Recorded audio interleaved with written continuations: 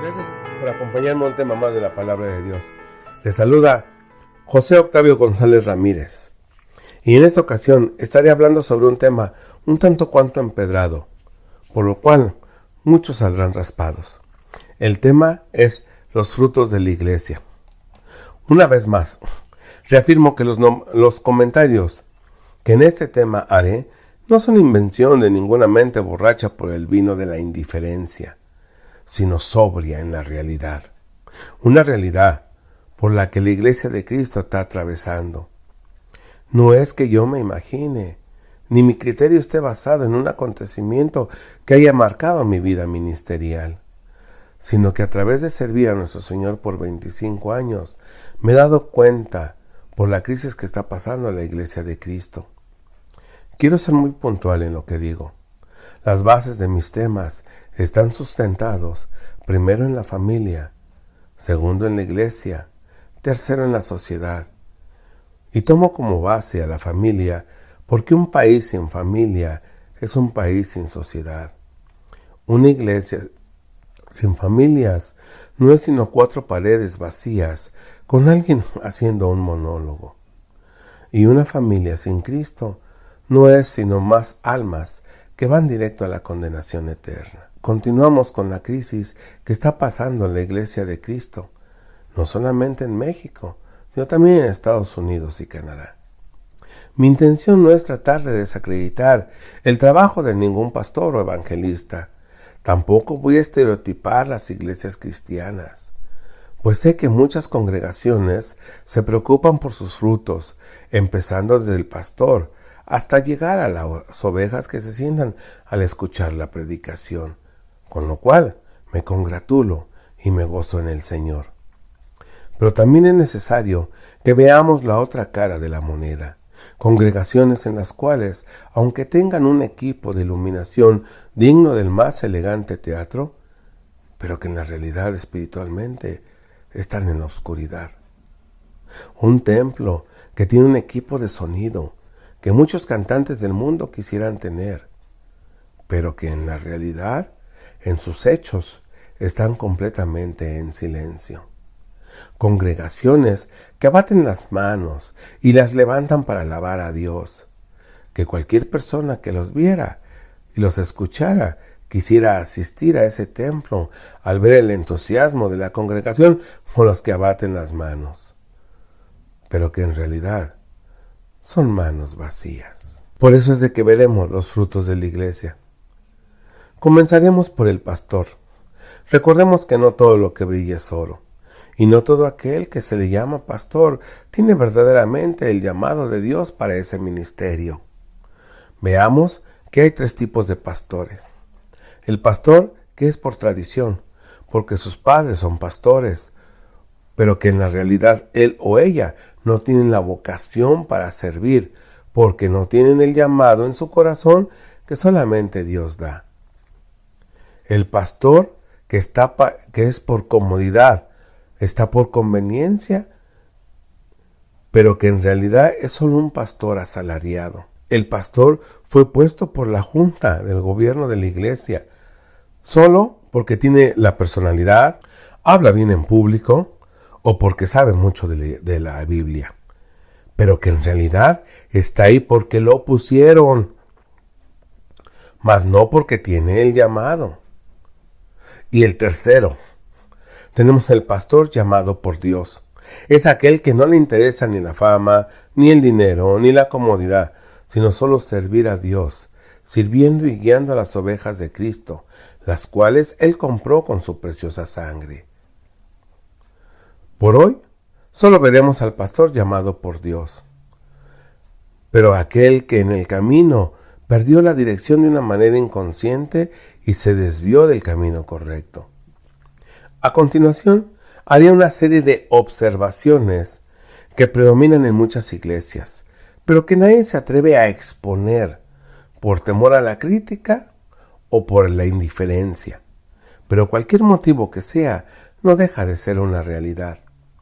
A continuación usted se dará cuenta si su iglesia en la cual usted se congrega entra en este perfil. Comencemos. Si en su iglesia tiene muchos invitados, y no hay recién convertidos? ¿Hay inseguridad entre la congregación para bautizarse? ¿Hay cada vez más apatía entre la congregación para desarrollar un tema? Poniendo de antemano el pretexto de que no hay tiempo, pues ellos trabajan y terminan cansados. O cualquier excusa dependiendo de dónde se encuentre la iglesia. El líder espiritual está cayendo en un confort y tampoco está alcanzando a personas y haciendo discípulos. Si los líderes de la congregación no saben cómo guiar a los miembros por el camino de Jesús. O siente que en las reuniones congregacionales son más del mundo que de Dios. Más bien son reuniones para socializar más que para evangelizar. O se dan cuenta que hace muchos años que son los mismos y las mismas cantidades en la congregación y no crecen. Y los pocos que llegan, al sentir ese enfriamiento o apatía espiritual, tiempo después se marchan. O su iglesia está cubriendo una misión, o no sostienen a ninguna misión, ya sea en el país o en el extranjero. Quiero decirte que este estancamiento de las congregaciones no es privativo de un país, de un pueblo, una comunidad. Como toqué en el tema pasado, es un gas que a los líderes los están respirando y los adormece, trayendo por consecuencia el adormecimiento de la iglesia. Pero empecemos con un orden desde la cabeza, ¿qué les parece? El pastor. Un pastor es una persona a la que se le ha conferido la autoridad dentro de una iglesia cristiana para dirigir y cuidar una congregación de creyentes. El término se utiliza generalmente en las iglesias tradicionales protestantes, pero también se emplea para referirse a los sacerdotes, diáconos y obispos en las iglesias católicas, ortodoxas y anglicanas.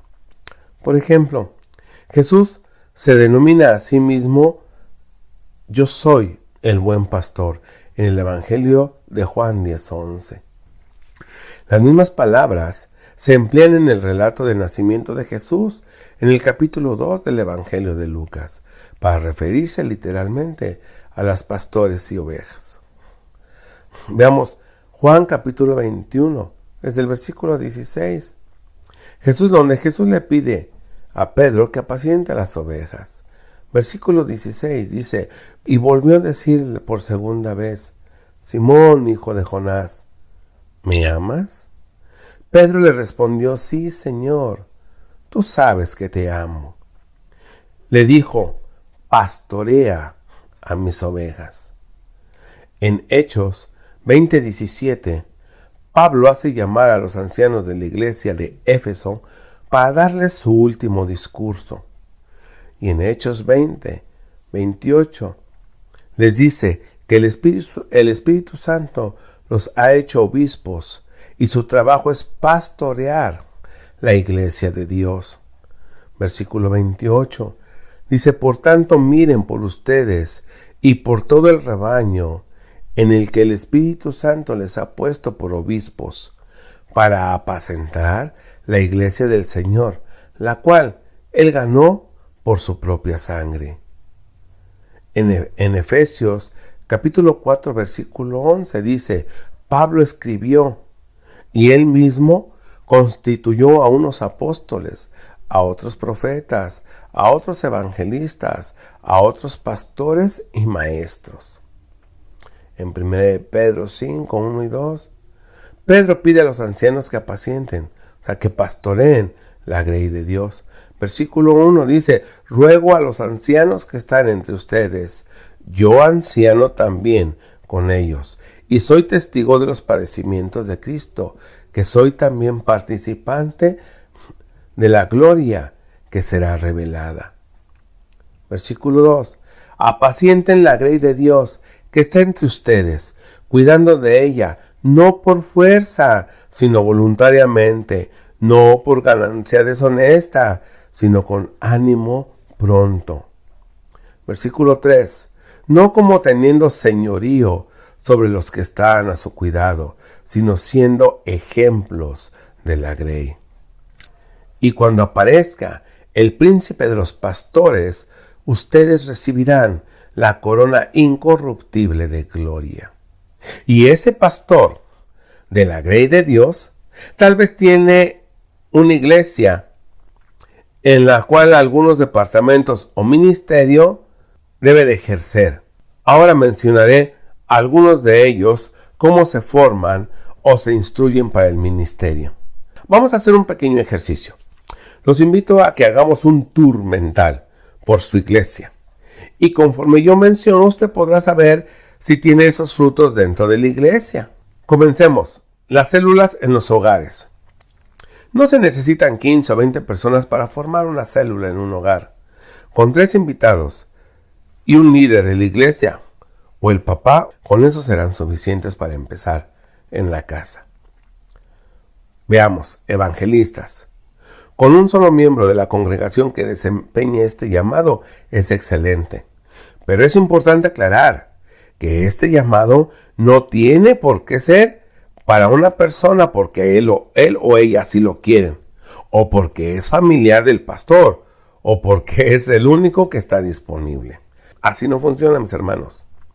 El ser llamado evangelista de la iglesia es una gran responsabilidad espiritual, pues con su testimonio ya está empezando a evangelizar, o por su testimonio alejará de esa iglesia a mucha gente. El evangelista tiene que ser de buen testimonio, sentir el llamado de Dios. Ahora veamos, misioneros. Si es una iglesia pequeña, déjenme decirles que no hay excusa, pues el misionero no necesita de grandes cantidades de dinero, ni de ir a otros continentes, a otros países, otros estados, otros municipios. Bueno, tal vez otros municipios sí, porque a veces regularmente están, o como le llaman en Centroamérica, departamentos. Están a 3 a 4 horas de distancia de donde está la iglesia. Y de alguna manera ahí sí es misionero. Pero no necesita ese misionero ir ni viajar en avión, ni en carros de lujo. Usted, como fiel miembro de la congregación, si hace su parte en humildad, por la seguridad que me da la palabra de Dios y por la experiencia personal que tengo, le aseguro que Dios hará su parte. Vayamos con diáconos. Veamos, ¿de dónde viene la palabra diácono? La palabra diácono, según su etimología, viene del griego diáconos, que a su vez se deriva del latín diaconus, cuyo significado es servidor. Este vocablo es muy utilizado en el ámbito religioso para definir a aquel hombre o aquella mujer dedicado a servir a los demás. Hay quienes, si no les ofrecen en la iglesia una posición como evangelista, copastor, director de alabanza o cualquier otro ministerio, no están contentos. Y si les ofrecen el puesto de diáconos, les parece poco. Pero déjenme decirles algo, que Jesús fue el primer diácono en el Nuevo Testamento. Y para testimonio, vayamos a Juan capítulo 21. Después de esto, Jesús se apareció de nuevo a sus discípulos junto al lago de Tiberíades. Sucedió de esta manera. Versículo 2. Estaban juntos Simón, Pedro, Tomás, al que apodaban el gemelo, Natanael, el de Caná de Galilea, los hijos de Zebedeo y otros discípulos. «Me voy a pescar», dijo Simón Pedro. «Nos vamos contigo», contestaron ellos. Salieron pues de ahí y se embarcaron, pero esa noche no pescaron nada. Al despuntar el alba, Jesús se hizo presente en la orilla, pero los discípulos no se dieron cuenta de que Él era Jesús. «Muchachos, ¿tienen algo que comer?», les preguntó Jesús. «No», respondieron ellos. «Tiren la red a la derecha de la barca y pescarán algo». Así lo hicieron, y era tal la cantidad de pescados que ya no podían sacar la red. «Es el Señor», dijo a Pedro, el discípulo a quien Jesús amaba. Tan pronto como Simón Pedro le oyó decir «es el Señor», se puso la ropa, pues estaba semidesnudo, y se tiró al agua. Los otros discípulos lo siguieron en la barca, arrastrando la red llena de pescados, pues estaban a escasos 100 metros de la orilla. Al desembarcar, vieron unas brasas. Escúchenme aquí, versículo 9. Al desembarcar, vieron unas brasas con un pescado encima y un pan. Traigan algunos de los pescados que acaban de sacar, les dijo Jesús. Simón Pedro subió a bordo y arrastró hasta la orilla la red, la cual estaba llena de pescados de buen tamaño. Eran 153, pero a pesar de ser tantos, la red no se rompió. Y dijo: vengan a desayunar, les dijo Jesús. Con ese testimonio de humildad, para cuando los inviten a colaborar en alguna iglesia, a limpiar o a barrer, por favor, háganlo con el gozo que es para Jesús. Pues si en lo personal a mí me dijeran: hermano Octavio, ¿quieres colaborar con la iglesia?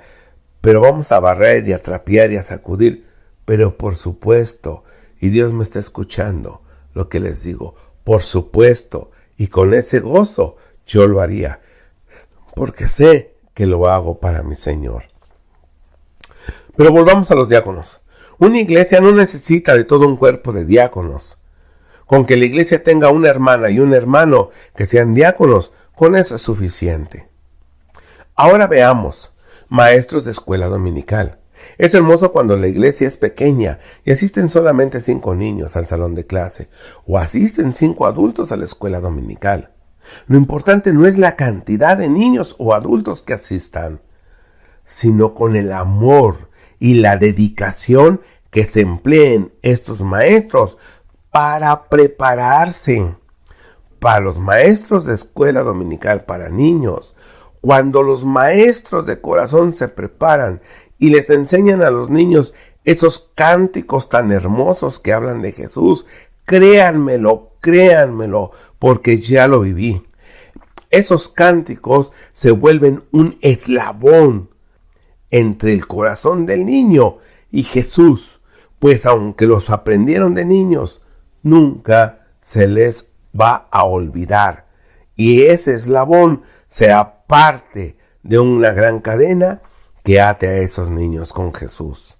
Y cuando los maestros de escuela dominical para adultos se preparan con la lectura y oración, créanmelo, es por eso que el ser maestro de escuela dominical para niños o para adultos es una gran responsabilidad.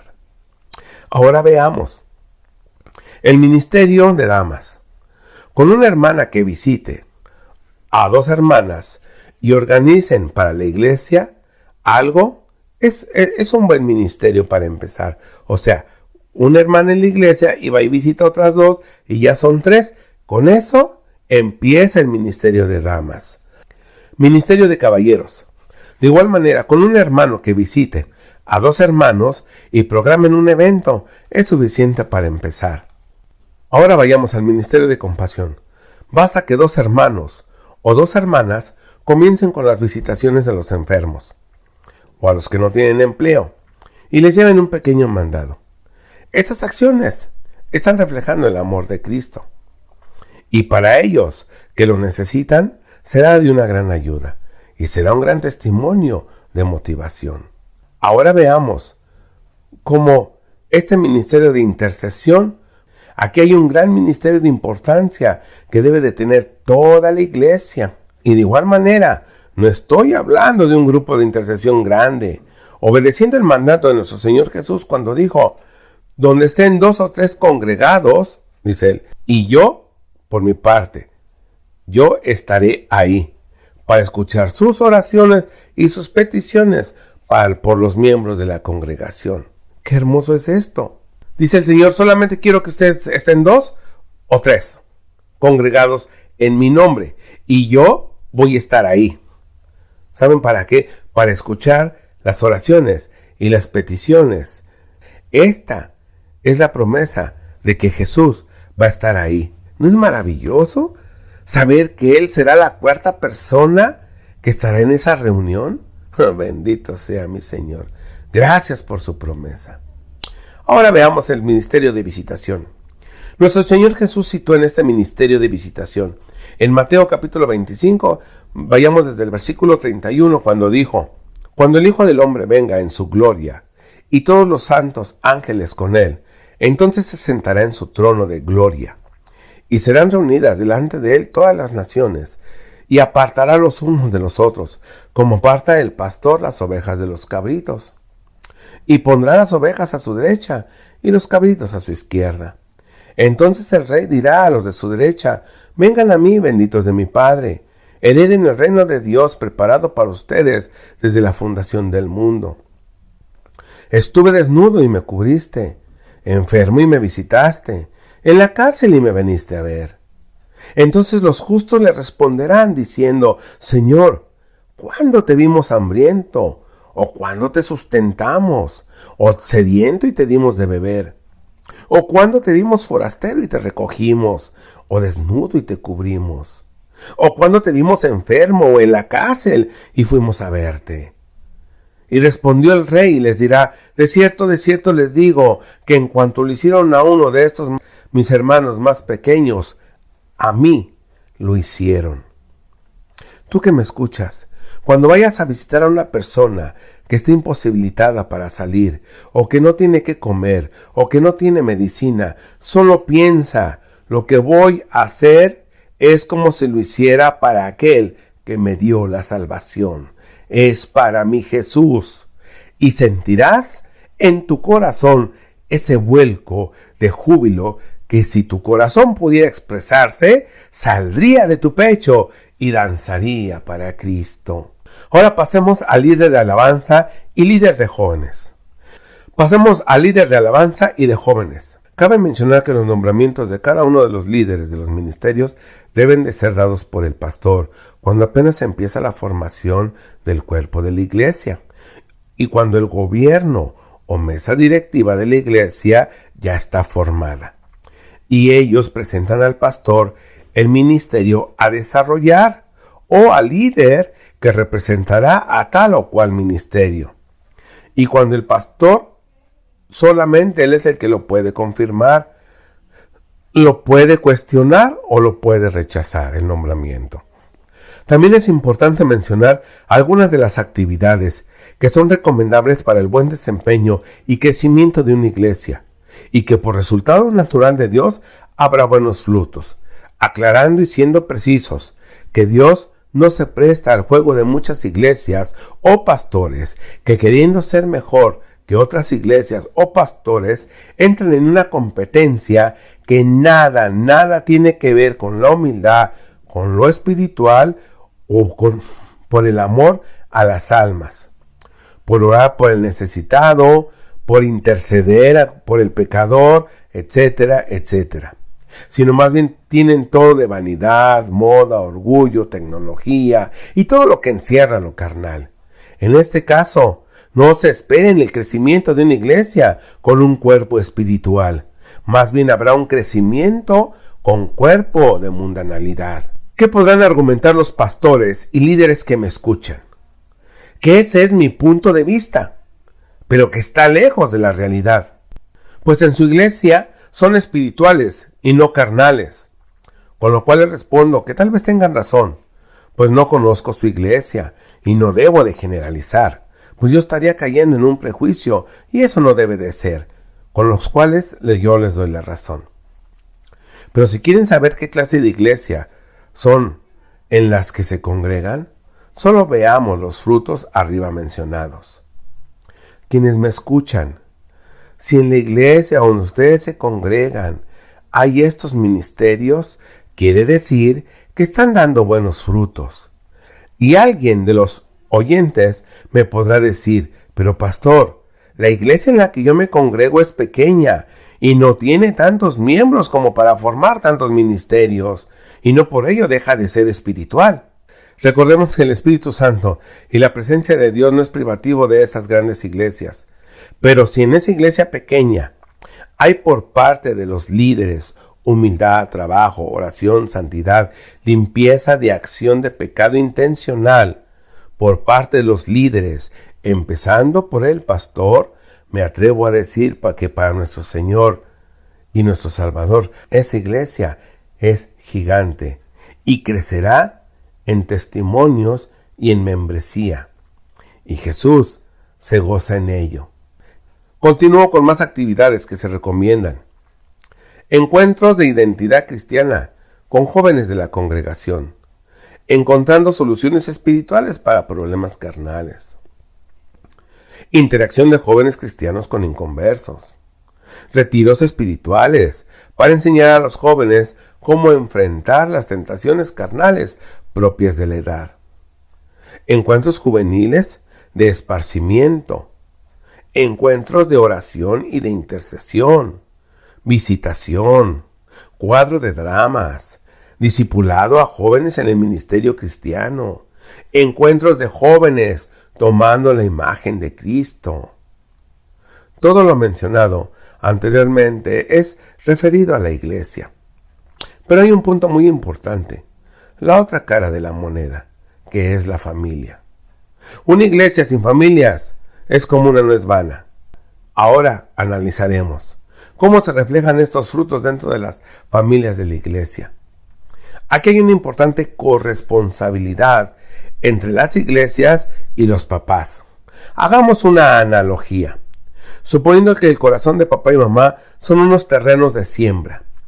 El pastor primero tiene que arar la tierra áspera, que es el corazón de los papás, para después con su testimonio sembrar la buena semilla, que Dios hará crecer en su momento y por ende dará sus frutos. Pero ¿cómo se debe de cuidar esa tierra que el pastor ara? Con amor, dedicación y con fe, sabiendo que en el tiempo de Dios, dará sus frutos.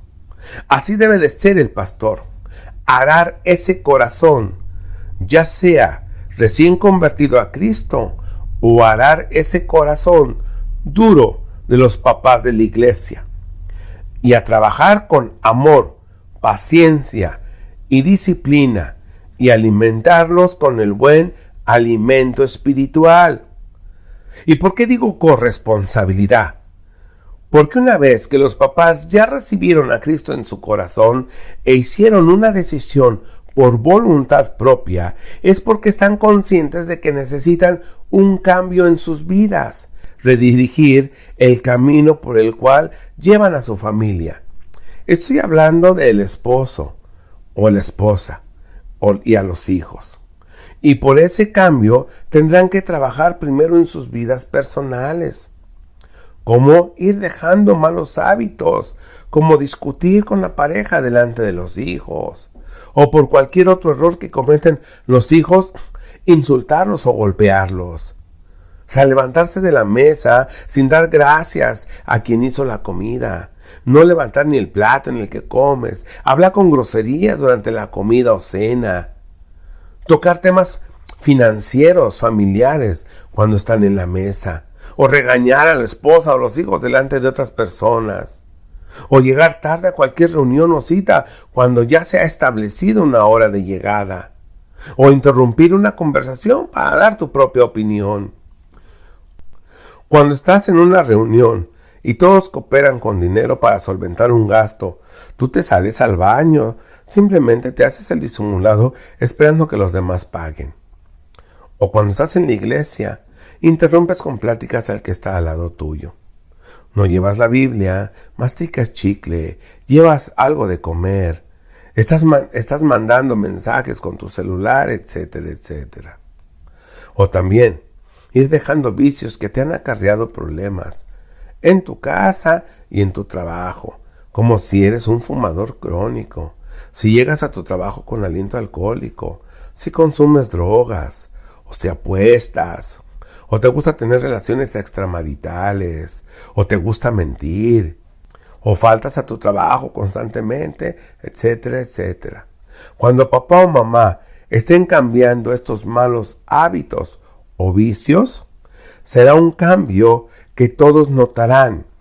Sin hablar nada, están diciendo, te invito a que hagas lo mismo. Y los que están a tu alrededor, que te observan, aceptarán la invitación por el cambio que están observando en ti. Y esta aceptación será solo por tu testimonio.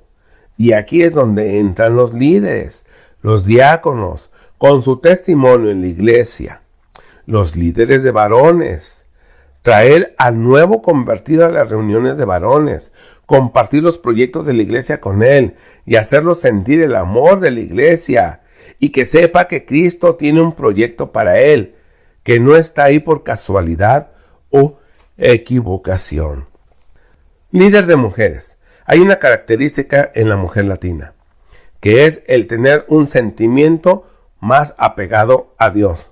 Por naturaleza, la mujer es más sensible, pero a la vez es más fuerte que el hombre, y por ende busca más la socialización con las mujeres de la iglesia.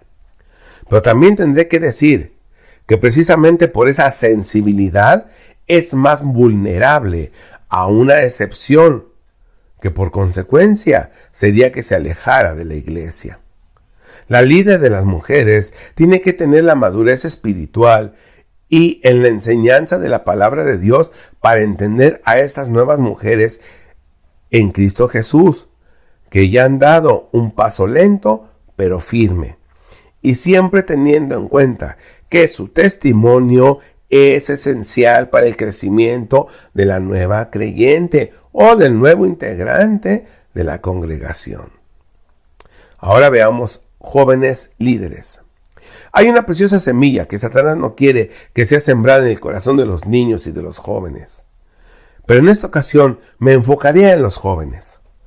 Cuando hay alguien de la congregación que invita a un inconverso a ver un drama de la iglesia, estos jóvenes que fueron invitados están atentos al cambio de ambiente que hay entre el mundo y el verdadero cristiano. Por favor, escúchame.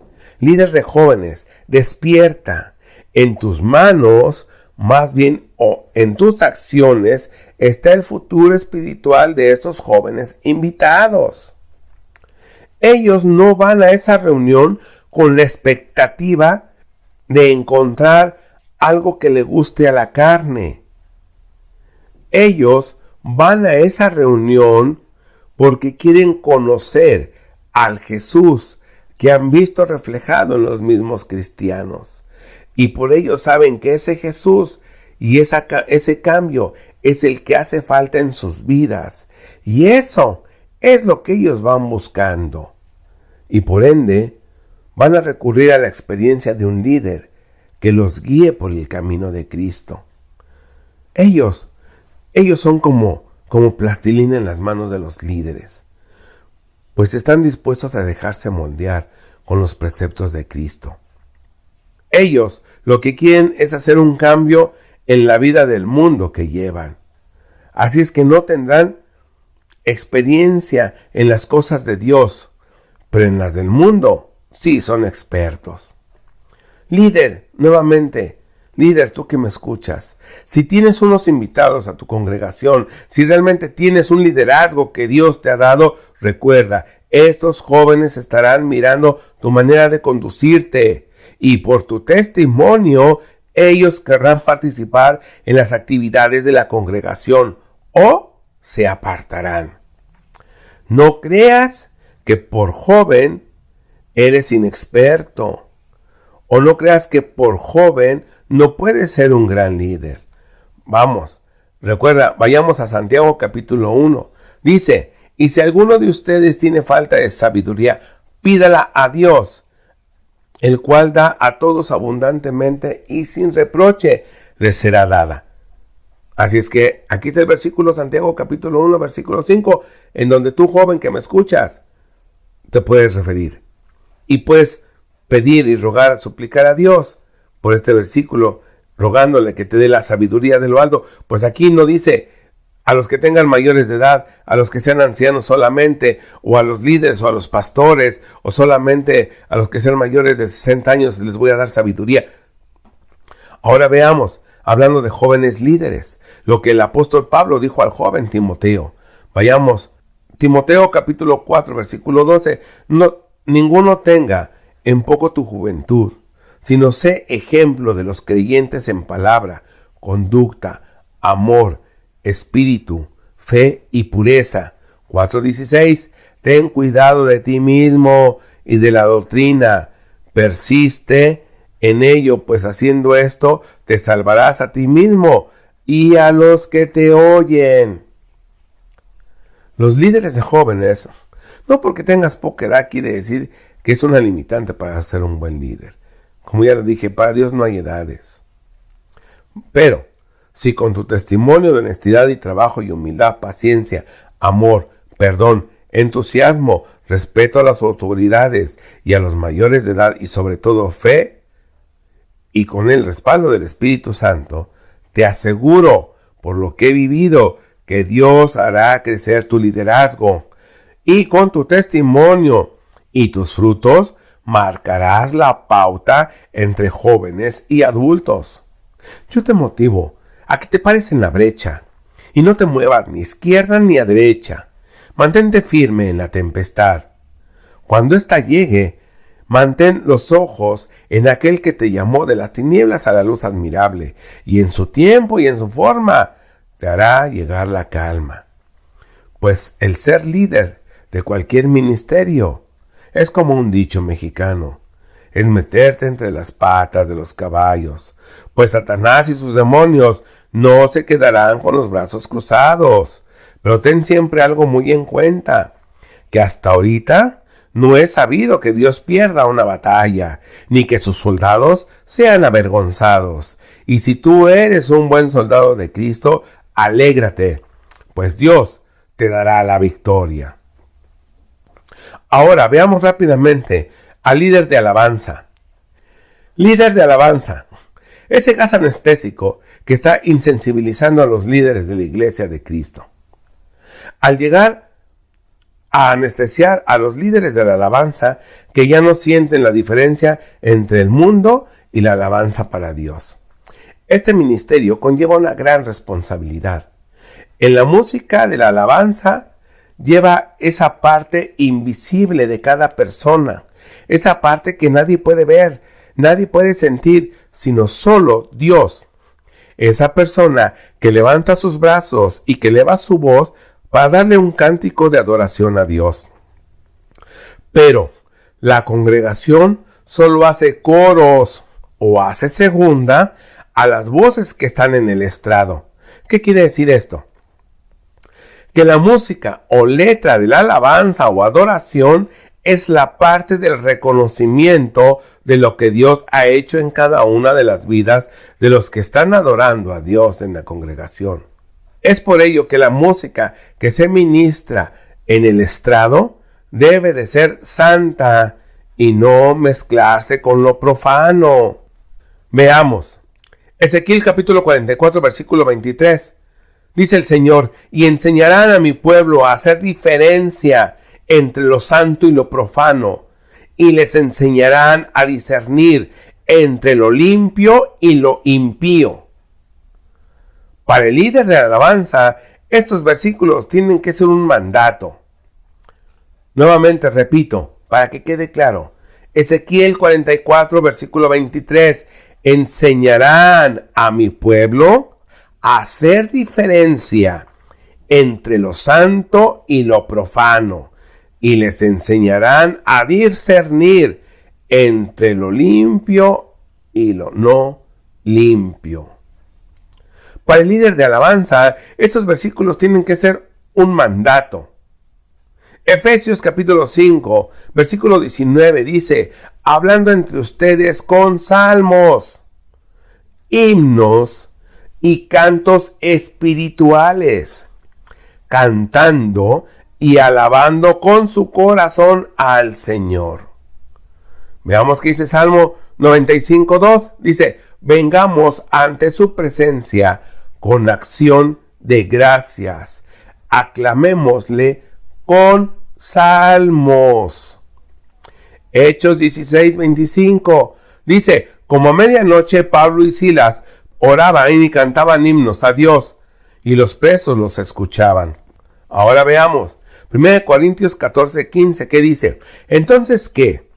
¿Oraré con el espíritu? Pero también oraré con el entendimiento. Cantaré con el espíritu, pero también cantaré con el entendimiento. En este versículo es muy claro, tú que me escuchas, y si eres líder, estarás de acuerdo conmigo, que en ocasiones dan a Dios alabanzas que la letra nada tiene que ver con lo espiritual, pues es letra del mundo, solo disfrazada en lo espiritual. Y ya no se diga la música, alabanza con mariachi, reggaetón, merengue, cumbia, rock and roll. Tenemos que entender que hay una gran diferencia abismal entre las cosas de Dios y las del mundo. Y como decimos en México, Dios se cuece aparte. Por mucho que sea el amor que sentimos hacia Dios, no podemos dedicarle a Él lo que primero fue hecho para el mundo. Dios es santo. Es por ello que es esencial la diferencia entre las cosas del mundo y las cosas de Dios, y la alabanza y la adoración que solo le pertenecen a Dios. Y cuando persisten en mezclar la música del mundo con la alabanza que solo le pertenece a Dios, veamos las consecuencias. Vayamos a Amós capítulo 5, versículo 21, donde dice: abominé sus solemnidades, y no me complaceré en sus asambleas.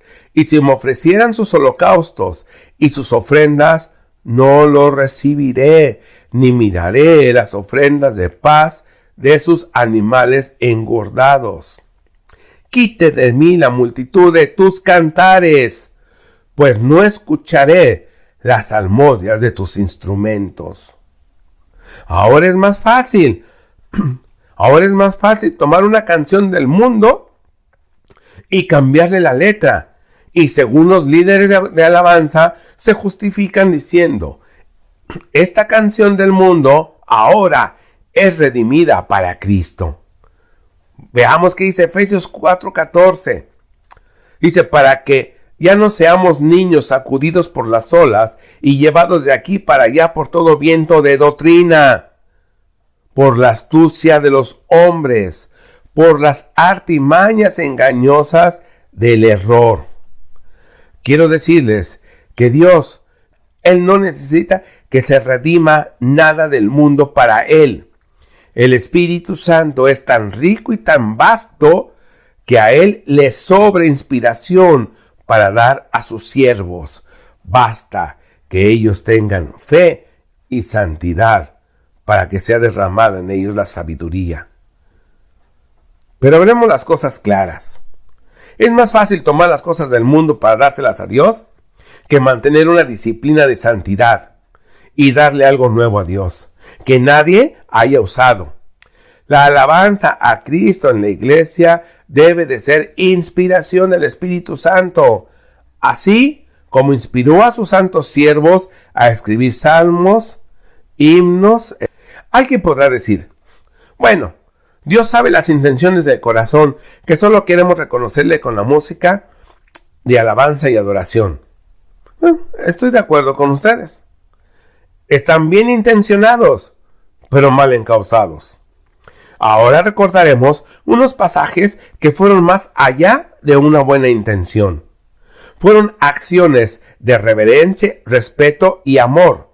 Recordemos. 1. Las túnicas que vestía Jesús eran hechas especiales para Él. Eran nuevas. El pollino en el que entró a Jerusalén, nunca nadie lo había montado. La cruz en la cual Él fue crucificado, nunca se habían usado antes. El sepulcro donde Él fue sepultado era nuevo. Mi pregunta es: ¿cómo el hombre se atreve a tomar una canción o música del mundo que ya ha sido usada antes en bares, centros de espectáculos del mundo, etcétera, para dársela en alabanza o adoración en su santo templo a nuestro Dios?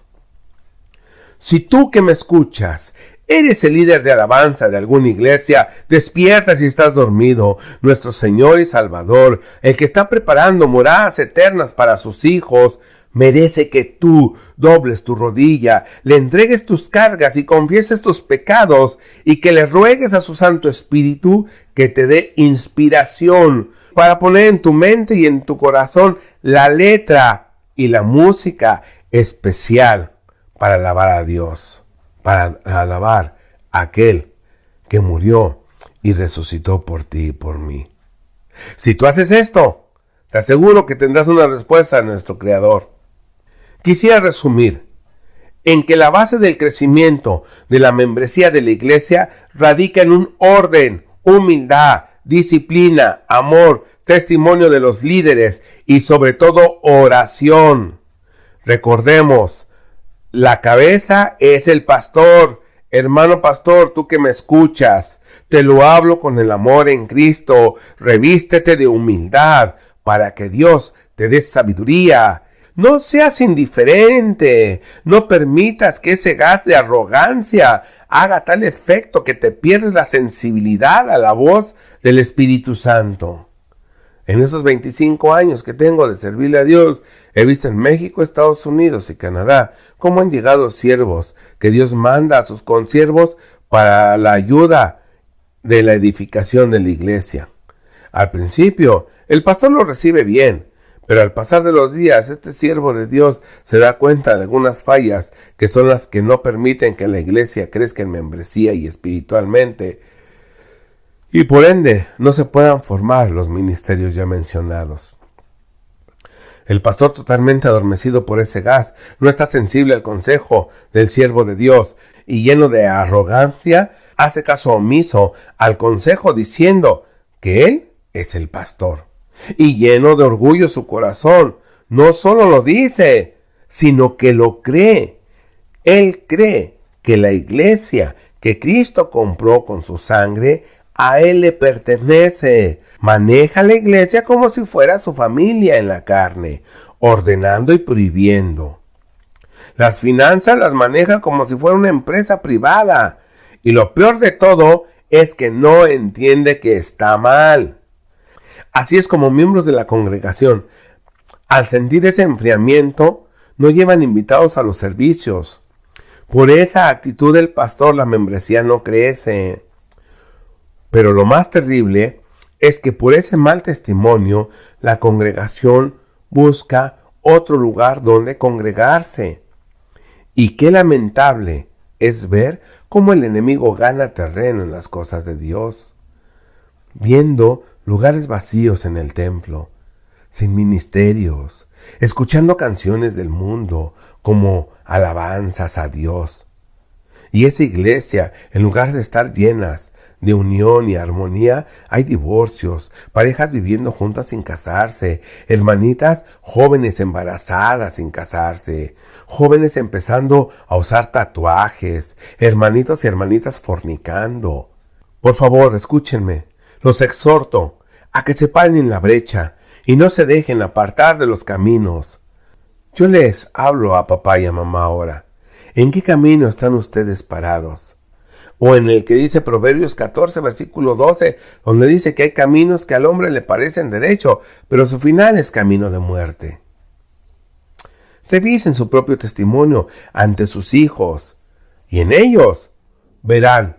Así como el hombre ve el fruto en las iglesias, así usted vea el fruto en su propia familia. Si están bien, sigan por el mismo camino, no cambien, y Cristo les dará la victoria. Pero si se dan cuenta que sus frutos están secos y sin sabor, cambien de rumbo su camino, cambien su actitud, reflexionen, pidan perdón a Dios. Y estoy seguro que mi Dios les responderá. Pues mi Señor no rechaza un corazón que está ante Él contrito y humillado. Reflexiones finales. Papás, mamás, escuchen. Y hablo al mundo entero. Hablo, no importa religión, no importa raza, no importa nacionalidad, no importa estatus social, no importa de dónde eres ni de dónde provienes. Como papás, algún día daremos cuenta a nuestro Creador de nuestros hijos, de lo que hicimos, cómo los educamos, cómo los instruimos, cómo los formamos. Eso no hay vuelta de hoja. Si ustedes quieren hacerse, al que los que me escuchan, quieren hacerse el autococoguach, como dicen muchas doctrinas, de que el hombre se muere y de ahí se acaba todo, créanlo, no es así. Si tienes alguna duda o algún comentario, házmelo saber. Aquí abajo aparece mi correo electrónico. Yo con gusto te contestaré. Hasta la próxima. Y que Dios te llene de bendiciones.